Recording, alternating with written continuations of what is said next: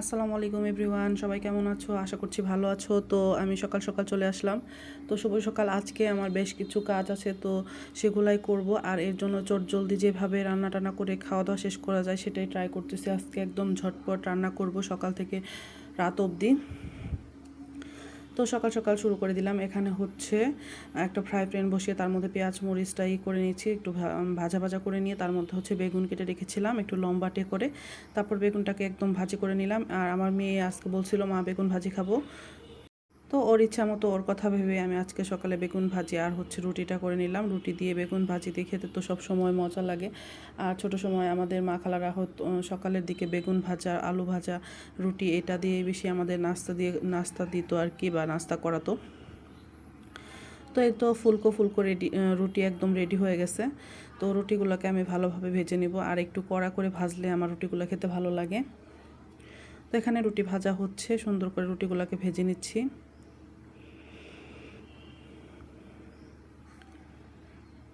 তো কমপ্লিট হয়ে গেছে রুটি বানানো আর বেগুন ভাজি করা। এখন আমরা হচ্ছে খাবারটা খেয়ে নিব। তো একে একে সবগুলা রুটি ভাজা কমপ্লিট হয়ে গেছে। আর এদিকে হচ্ছে আমি আজকে বাসায় আমার নতুন একটি জিনিস নিয়ে আসতেছি, সেটাই তোমাদের সঙ্গে শেয়ার করতেছি। তো সেটা দেখার জন্য ভিডিও শেষ অবধি একদম থাকতে হবে, যে বাসায় আসলে আমি কিনে আসলাম। আমি আসলে 2-3 মাস থেকে প্ল্যান করতেছিলাম বাসায় একটা জিনিস কিনে আনার জন্য, সেটাই তোমাদের সঙ্গে শেয়ার করবো। তো যেহেতু আমাকে বাইরে যেতে হবে, এখানে আমি আমার মেয়েকে জিজ্ঞেস করতেছিলাম যে তুমি আজকে দুপুরে কী খেতে চাও।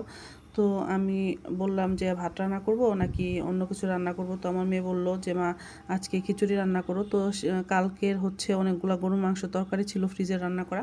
তো আমি ভাবলাম সেটা দিয়ে খিচুড়িটা রান্না করি। এখানে আমি হচ্ছে 2 প্রকারের ডাল, এখানে মুগের ডাল আর মসুর ডাল সুন্দর করে তেলের মধ্যে একদম ভেজে নিয়েছি। আর এইভাবে ভেজে নিলে খিচুড়িটা খেতে খুবই মজা হয়, রান্না খুবই টেস্টি হয়। তো তার মধ্যে হচ্ছে বেসিক যে মশলাগুলো, পেঁয়াজটাকে দিয়ে দিলাম, তারপর হচ্ছে হলুদ মরিচ লবণ এগুলো হচ্ছে পরিমাণ মতো দিয়ে দিব, দিয়ে চালটার সঙ্গে ভালো করে মিশিয়ে টিশিয়ে তারপর হচ্ছে আমি খিচুড়িটা মধ্যে রান্না করে রাখা গরুর মাংস দিয়ে খিচুড়িটা রান্না কমপ্লিট করে ফেলবো। তো কমপ্লিট হচ্ছিল, এদিকে খিচুড়ি রান্না হচ্ছিল, হতে হতে আমি পাশাপাশি বাসার আরও আদার্স যে কাজগুলো ছিল সেগুলো গুছাচ্ছিলাম। আমার মেয়েকে একটু পড়তে বসিয়েছিলাম, তো এগুলোও করতেছিলাম আর রান্নাও করতেছিলাম, তার সাথে সাথে ভিডিও করতেছিলাম। তো ভিডিও করা কিন্তু আসলে এতটাও সহজ কাজ না, এটা অনেক কষ্টের আর হচ্ছে একটু সময় সাফল্য। তো এটার জন্য অনেক সময়ের প্রয়োজন। তো আমি এখন খিচুড়িটা রান্না করতেছি। তো নেড়ে চেড়ে সুন্দর করে খিচুড়িটা বসিয়ে দিলাম একদম ঝোল টোল দিয়ে। আর এটা একটু নরম টাইপের খিচুড়ি রান্না করব, যেহেতু আমার মেয়েটা খেতে পছন্দ করে ওইভাবে। এখন ফ্রিজে থাকা গরুর মাংস তরকারি ছিল, সেটা আমি দিয়ে দিলাম। আর এটা এতটাই খেতে মজা হয়েছিল, এতটাই আমি ছিল, খুবই মজাদার ছিল।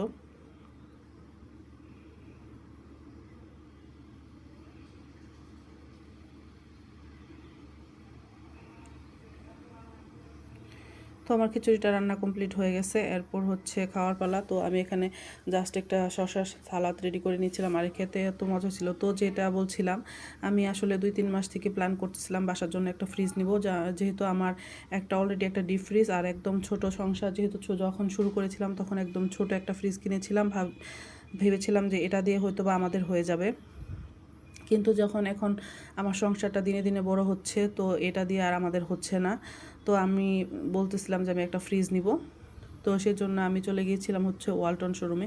তো এই ফ্রিজটা আমি হচ্ছে 1-1.5 মাস মতো হবে আমি দেখে আসছিলাম, আমার কাছে খুবই ভালো লাগছিল। তো আমি বলছিলাম যে না আমি এটাই কিনবো। তো আমি একটু সময় নিচ্ছিলাম, যেহেতু এটার প্রাইসটা অনেক বেশি, তো এই জন্য একটু সময় নিচ্ছিলাম। তারপর হচ্ছে আমি এটাকে নিয়ে আসলাম। এখন আমি ওনাদেরকে বলছিলাম যে ডিসপ্লেতে যেটা থাকে সেটা দিয়ে না, আমাকে একদম ইনটেক দেন।